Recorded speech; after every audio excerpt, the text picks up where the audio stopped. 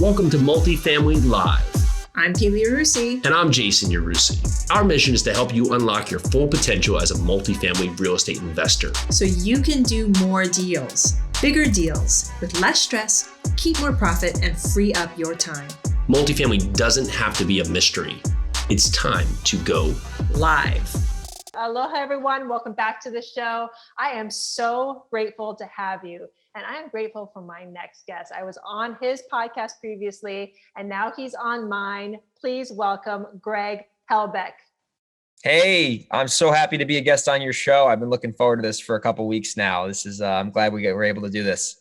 Super exciting. So Greg Helbeck, he is 26 years old. He has flipped and wholesaled over 100 houses in two of the hardest areas in the USA. He has 6 rental units and will continue to pick up more as time progresses. And we're going to dive into that. He runs his business virtually with low overhead and high net profits. That's what investors want to hear. He has experience with off-market multifamily acquisition using calling and direct mail. Again, something that our investors want to hear. So, Greg, welcome to the show. Before I jump in, I actually want to give the folks a little bit about your podcast and what it's about, since I already mentioned it. Let's give it to them now. Yeah, so it's called Pave the Way Podcast. I actually came up with the idea when I was on vacation in Hawaii with my buddy. Yes. And after a couple Mai Tais, we decided that Pave the Way would be a pretty good show, or show title, sorry. So I remember we talked about it, and I said, well, I'm going to execute this plan. And a couple months later, it was live on the air. And 190 something episodes later, it's been getting more popular by the week, and it's been a lot of fun, especially the networking component, connecting with people like you, and being able to have it be a great platform to add value. It is a fantastic podcast. So if you have not checked it out, please check out Pave the Way Podcast with Greg Helbeck. So let's get started. Why real estate? Why'd you jump in? Yeah, great question. So I was a 20-year-old kid, and I was in community college, and I was a competitive hockey player. So I always had a little competitive edge to me, and I wanted to play in the NHL, and quite frankly. And I got to the junior hockey ranks and wasn't good enough, quite frankly. Time was running out, because the younger you are in hockey, the better it is. So I was getting a little bit older for my hockey age. I decided to call it quits, respectively, and was in college. Had no idea what I wanted to do. I knew I wanted to be an entrepreneur just because I always valued freedom and autonomy.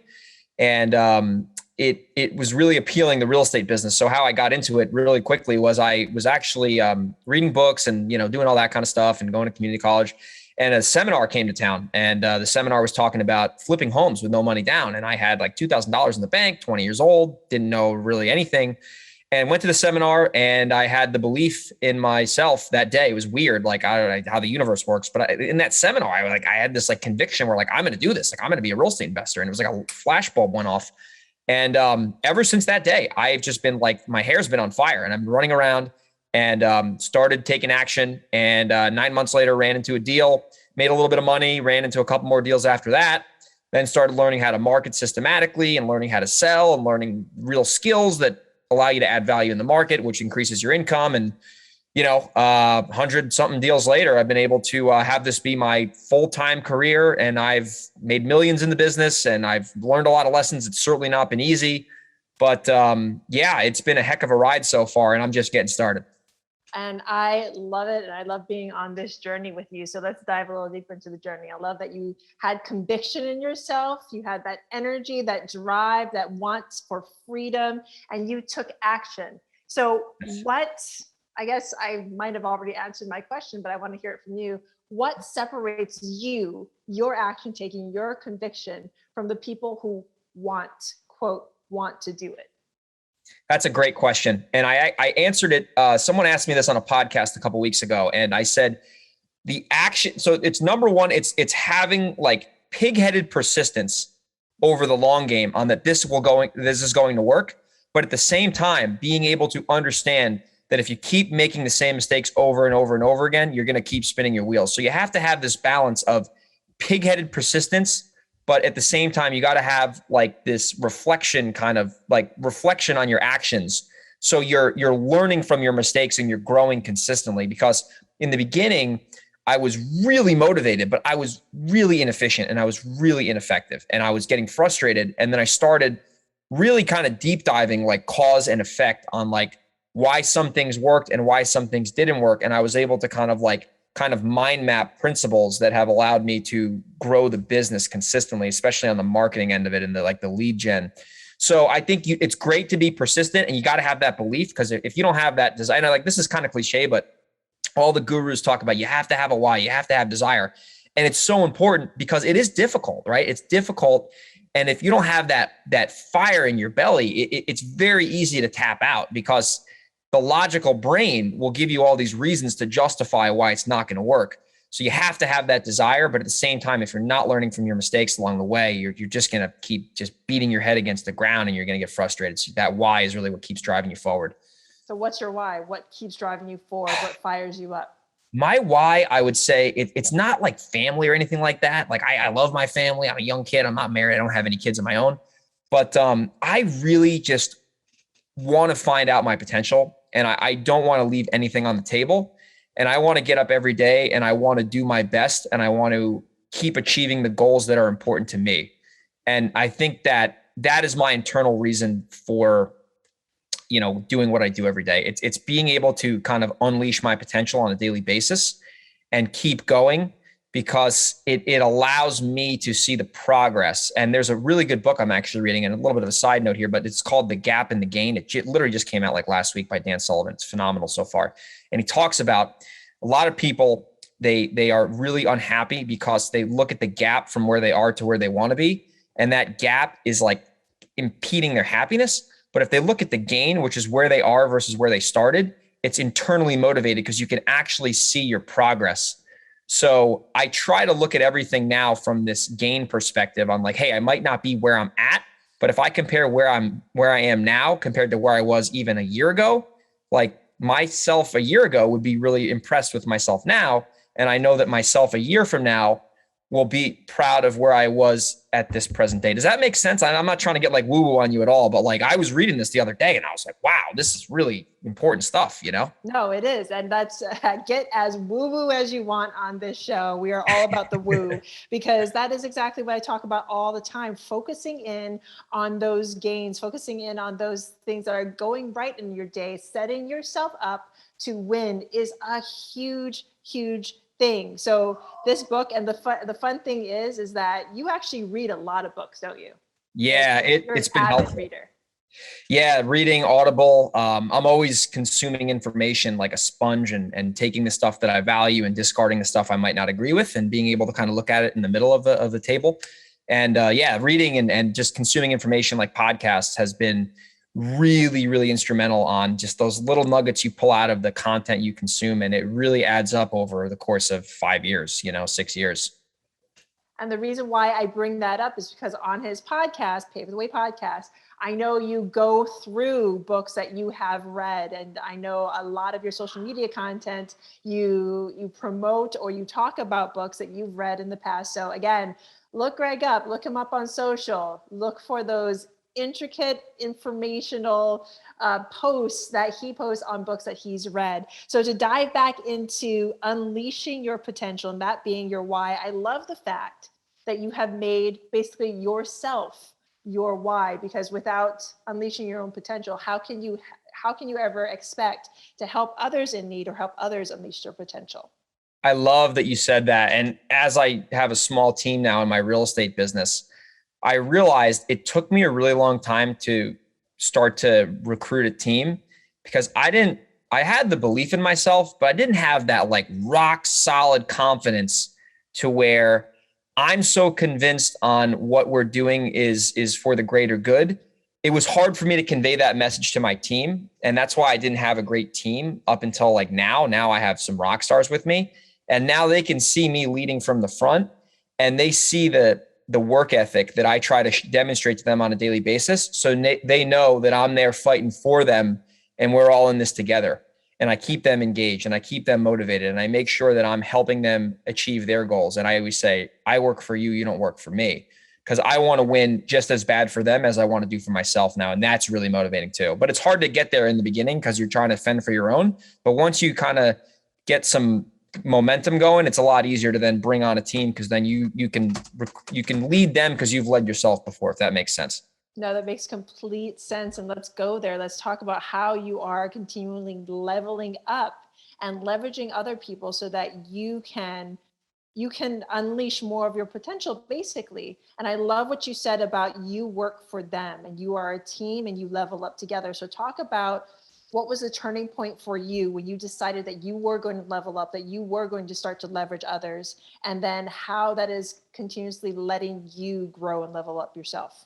Yeah, absolutely. I love talking about this now, because like 2 years ago, I would have been like, oh, leadership. I just want to win myself. And I would have said all this silly stuff. But the real thing I would say is starting point is I need to have an opportunity that is going to recruit A players. So if I don't have an organization that is set up to win, it's very hard for me to sell the dream to my team, because if they don't see like that we got leads coming in and we got a lot of deals going on, they're not going to be motivated to work for me, because they know that it's not a level, it's not a premier opportunity. So I needed to make sure that I can handle myself and I can provide somebody who wants to make some serious money a real opportunity. So when I walk through like the plan of progress, I can communicate to them with conviction that this is the fast track for success. And I know from my own experience that if we do these things, we're most likely going to get these results, and these results are going to get you to your goals. And I can convey that message to them very clearly. And I have the marketing track record now to be able to confidently provide that to them. So I know that as long as they are holding themselves accountable to their own controllable activities, collectively we can achieve that big goal, because I have that roadmap set up. And a couple of years ago, I quite frankly didn't have that, because I wasn't there as a leader, quite frankly. And I love the fact that you are also honing in, because you are holding yourself accountable. You are the leader and leadership of this team. And you are letting the people that work with you, let's say with you, know that they have to be held accountable too. So let's talk a little bit about that now. Let's talk about responsibility. Why responsibility is key in business. Yeah. So when it comes to that, I'm very clear with everybody what their roles and responsibilities are. And I'm huge on tracking numbers and metrics. So every single day, there's the company scorecard that I account for. And then every single person on my team has their own scorecard that they have to report on. So I can see the data and the metrics and the activities, and I can see if they're moving the needle or not. Like, for example, yesterday, my guy, Brett, made 6 offers.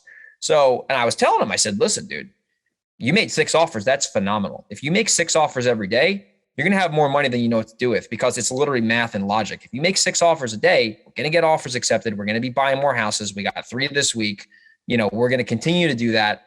So tracking is the number one thing that I hold them accountable for. And the biggest thing I love about tracking is that it's 100% under their control. They can control every day what they put in that scorecard. And then I can review that scorecard periodically to see whether those metrics are getting us to the goals we want to get to. And if they are, we continue to do them. If they're not, I got to figure out what the root cause of the problem is, fix it, and then solve the right problem, because I've solved the wrong problem many times.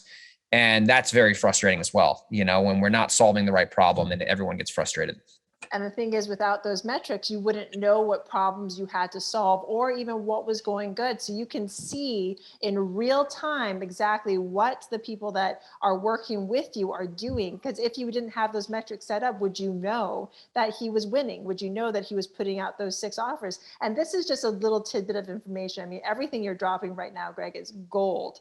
But this is huge, like having those metrics in place so that you can see if you're winning, making yourself accountable and holding yourself accountable to actual numbers is key. So how is this growth that's happening for you? How does that take you into the future, AKA multifamily? Yeah. So in terms of multifamily, to give you a quick background on that. So last year in December, I went on my little annual planning reflecting trip where me, myself, and I go to Palm Springs, California, which is like 2 hours from my house in San Diego. And I sit there and I crack open a journal, a couple margaritas, to be honest with you. And I think about where I'm at, where I want to go. And I turn the phone off for a nice solid day. So I wrote down in my journal, I want to buy a multifamily commercial building this upcoming year. Wrote that down and I'm like, okay, I got the goal. Now I got to come up with the system to get that goal. And I took the skill set that I've developed over the years of, marketing direct to sellers on the single family side. And I literally just started pulling multifamily lists. Like, it wasn't rocket science. And I started personally executing a cold calling plan just to kind of prove the model out a little bit. And I ran into a deal. I ran into a mixed use deal, and I ended up acquiring it. And I still own it now. We're almost done turning it around, and I'll be renting it out in the next couple of days. It'll be 3/4 rented or 2/4 rented. But so I basically ran into that. So in terms of communicating that to my team, if we want to shift into bigger stuff, we got to make sure we set the goals clear. We set the reasonable expectations on when we should hit those goals. And then we got to come up with our marketing plan to get that goal achieved. And my skill set is going off market, just because I've done a lot of it in the residential side. So that's something that I can easily transfer. Not saying that it's easy, but I can easily transfer that skill set to an apartment building, for example, because I know the lists, I know how to systematically get leads. And then obviously evaluating is a little bit different. There's different numbers you got to look at, but it's a similar kind of system to achieve the goal. And obviously I did that I got the building this year in 2021, but I realized that, and this is something I'm sure your listeners have found out as well as yourself, there's, at least from my experience, there's less people. I mean, there's still people marketing these owners, but there's way less people compared to single family houses. I mean, I do a lot of business in San Diego, and I will get people on the phone saying, this is the 25th cold call I've gotten. What do you guys want to pay for my house? Multifamily, I was the only guy in town when I bought this commercial property, and there's not a lot of people hitting these people up because it's not as sexy as a wholesale deal on a single family duplex or a single family house on Main Street. That's what I found, at least. No, I'm like, if you can see this on YouTube, and if it happened to switch over to me, I'm just like nodding my head. I'm just like, yep, yeah, it's everyone gets into the single family realm. Comparatively, there are thousands upon thousands of investors in the single family realm. Multifamily, not so much. And especially those who actually cold call multifamily. So if and this is to all my flippers and wholesalers out there, if you know how to do this, figure out how to transfer those skills, use those transferable skills to bring you an up level into multifamily. So to what you were saying, and I want to give my audience, my listeners, some actionable advice, because I have a lot of flippers and wholesalers listening to you right now who are just like, how is he doing it? How is he going to do this? How did he get that one building? And then how is he going to continue to level up using his skills right now? And how do they transfer? And how can I do this, like right now at this moment? How can I do this without outsourcing information, without just using the skills that I have as a flipper and wholesaler, without jumping into a mentorship program, without having to like go elsewhere? How can I use my skills? Yeah. So to get granular, honestly, I'll just give you the blueprint right now. It was, like I said, this business is not easy, but it's pretty simple in terms of like the execution part. Like, we're not hedge fund managers here, dealing with algorithms, so anyway, what I did was I went on PropStream and I pulled a list of all the multifamily owners in the county I wanted to buy in. And by the way, disclaimer, this one's in New York. New York, not the greatest place for tenant landlord laws. I'm learning that the hard way. I got other rentals and they're a mess, but these are single family rentals. But anyway, so I pulled a list, and the biggest thing I looked for to get really into the weeds is I love length of ownership. Length of ownership, usually there's two things. There's usually a lot of equity or free and clear, and there's deferred maintenance. So I ran into this property. It was on PropStream, pulled the list of multifamily and mixed use property owners. That have owned the property for at least 20 years. You can filter that in PropStream, either with length of ownership, or you can do last sale date. Basically, it's the same thing. And I started smiling and dialing. And every day I time blocked an hour of making calls. And then I would also track the success of that session. So like if I spent an hour making calls, I tracked how many leads did I generate. Usually I'd get about 1 lead per hour of calling, just because it's not as saturated as the single family business. And I probably day like 25 or 30. I mean, this is not normal, but I ran into this deal, and this guy wanted to sell, had a vacant property. It was a little bit different of a conversation because a lot of these owners are not like going to get foreclosed tomorrow, like a lot of these single family gurus talk about. So smart guy, definitely wasn't broke, deferred maintenance, wasn't a knucklehead. He wasn't going to give it away. You know what I mean? So it was more of a logical conversation. I got the data. I figured out the taxes and what the rent would be and all that stuff. And then I simply just made him a reasonable offer based on the fact that it was currently vacant. So I was kind of going off of the pro forma and also taking into account a little bit of some hair on this deal because there's some, it was on septic and there's just a little more complicated. There's like a DEC is involved because of the septic system, not in a bad way, but so I took that into consideration and the fact that it was vacant, and I made him a little bit lower of an offer than probably someone else would, just because I knew there was going to be some more challenges on this property. But yeah, made him an offer, and he didn't take it right away. It took a little bit of following up, but he eventually took the offer. And the key there is that I heard this great quote from this very successful real estate investor one time, and he said, "I never bought a property I never made an offer on." So a lot of people, they might be scared to make an offer because they think it's too low. But you're never going to know until you make the offer. And a lot of times their mind will change if you follow up with them. Can you just repeat that quote for those that in the back that did not hear what you just said? Yes, I've never bought a property I did not make an offer on. And if you were to go into my scorecard for my company, you would see the number one brick that builds our business is offers presented, because that's the name of the game. If you don't put the offer out, you will not get the building. If you do Ever. not put the offer out, you will not get the home. You have to put it out there. They have to know that you want it in order for you to get it. I've been kind of hammering that idea to as many ears as I can possibly get that to, because it's all the information, all the education, everything, all the podcasts that you can listen to, none of it means anything unless you take action.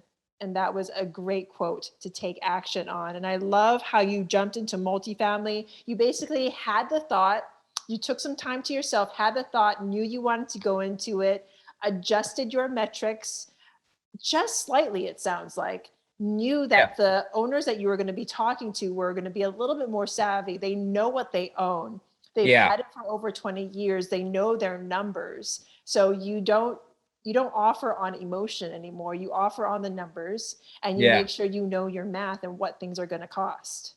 Absolutely. And a big thing I learned actually from multifamily book, Brian Murray, Crushing It in Commercial Real Estate. I've read the book a few times. It really helped me kind of get started. Another one I got to plug is Jim Randall, Confessions of a Real Estate Entrepreneur, one of my all-time favorites.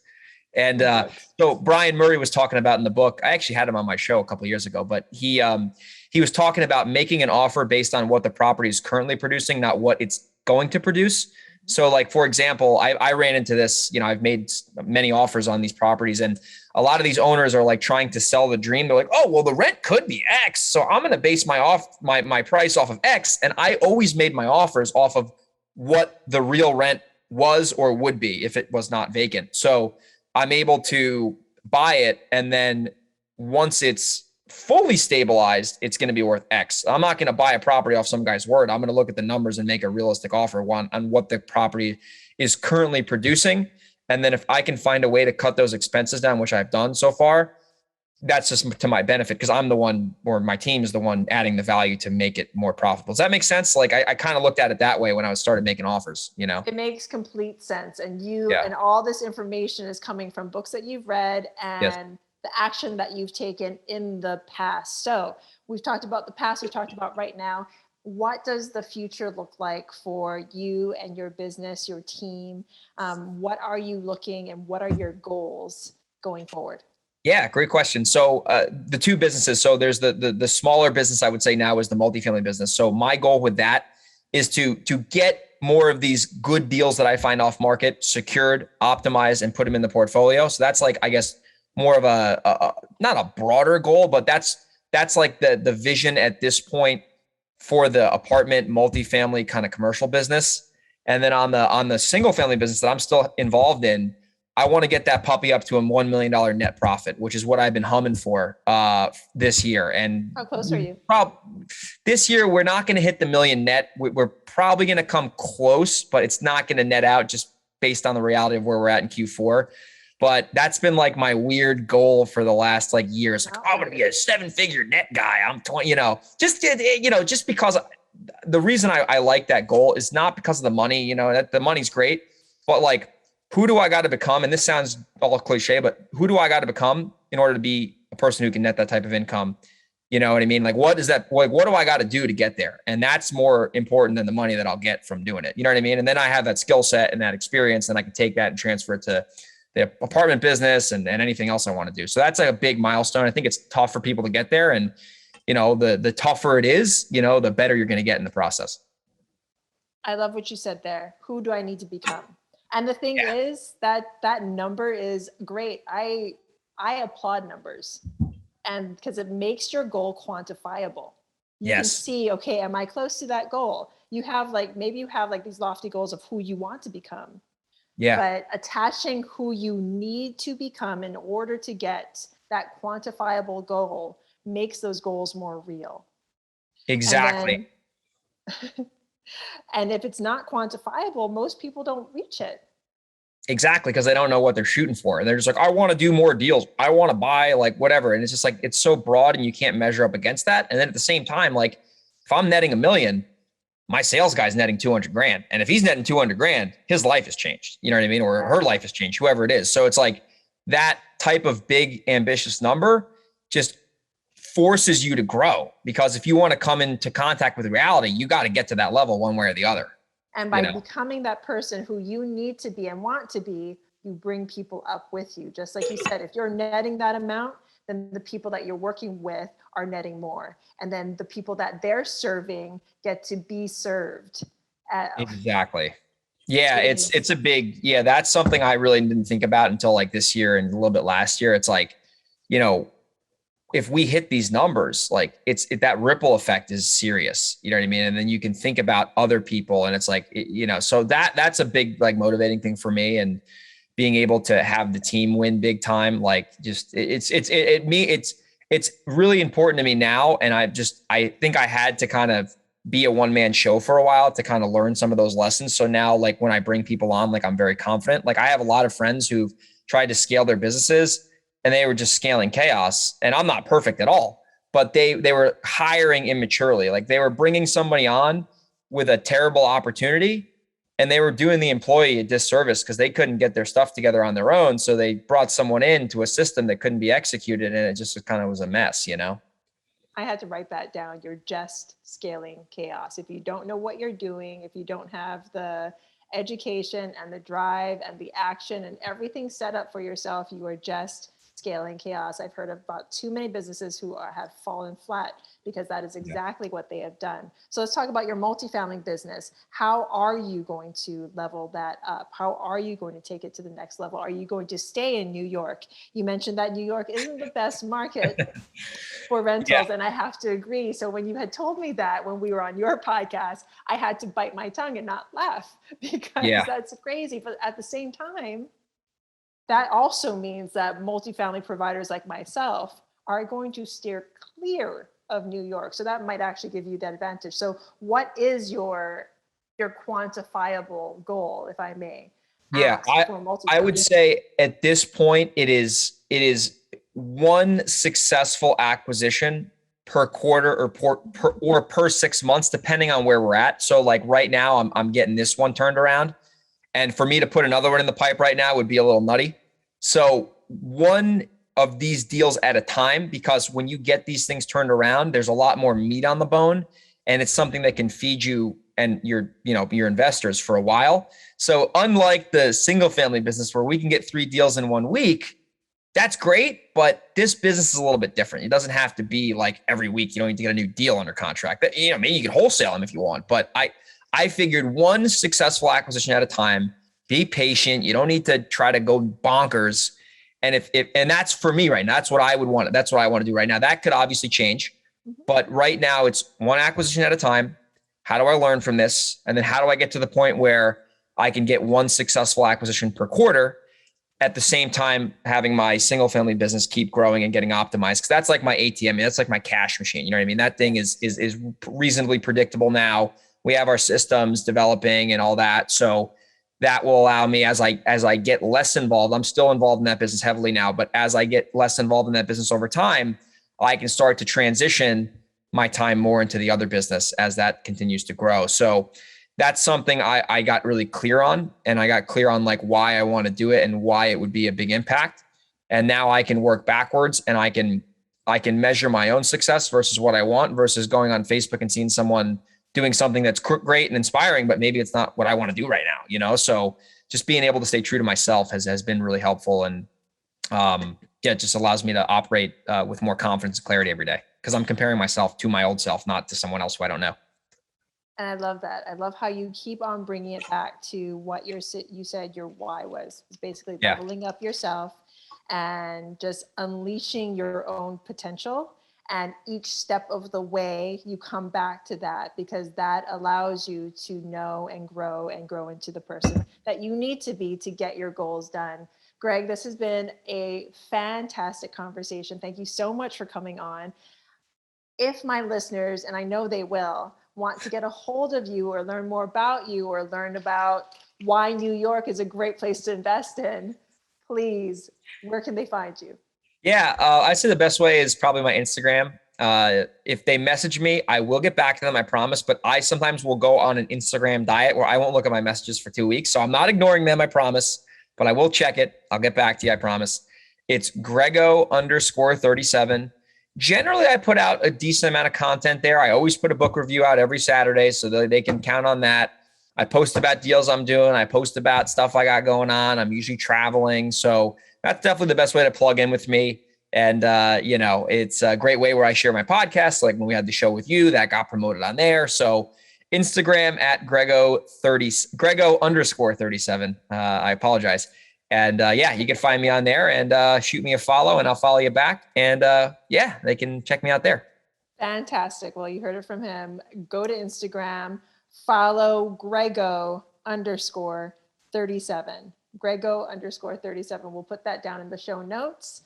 Again, Greg, one more question. If you can leave my listeners with one more tidbit, something to take them to their next step, what would it be?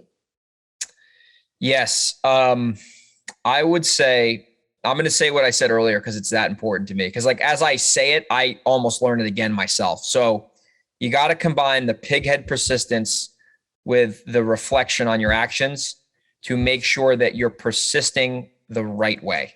So that's huge. I mean, that is the number one thing that has helped me on my journey so far, is being able to reflect and persist at the same time to make sure that the lessons are continually producing an upward trajectory. I love it. Thank you so very much. Basically, take your drive and make sure you're following that map. And if that map needs to change, then you go ahead and change it, but you keep on driving. Greg, again, thank you so much. And for my listeners out there, thank you so much for listening. I am so grateful to you. And if you loved what you heard, and I know you did, please rate, review, and subscribe, and then go to Pave the Way podcast and rate, review, subscribe to Greg after you listen to his podcast. So thank you so very much, Greg. My pleasure. Bye, everyone.